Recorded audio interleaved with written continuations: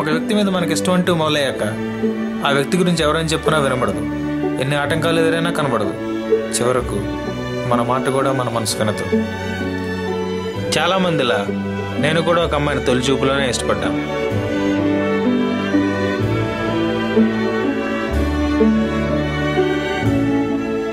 ప్రేమని అనుకోండి, ఆకర్షణ కానివ్వండి, ఆ అమ్మాయితో పరిచయం పెంచుకోవాలనుకున్నాను, మాట్లాడాలనుకున్నాను. అందుకోసం నీడలా ఆమె ఎక్కడికి వెళ్తే అక్కడికి వెళ్ళాను. చివరకు అనుకున్నది సాధించాను. తన పరిచయం రోజు నేను చూస్తున్న లోకాన్నే సరికొత్తగా చూపించింది. తను నా పక్కన లేని రోజు ఉంటుందన్న ఊహ కూడా నాకు ఎప్పుడూ రాలేదు.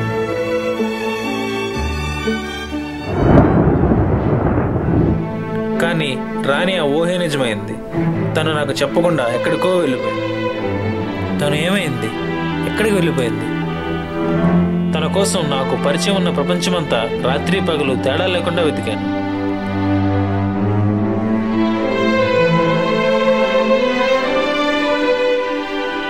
సూర్యుడు కనుమరయ్యే క్షణం నుండి ప్రభాత సూర్యుని కిరణాలు పడే వరకు ప్రతి క్షణం తన గురించి ఆలోచించాను.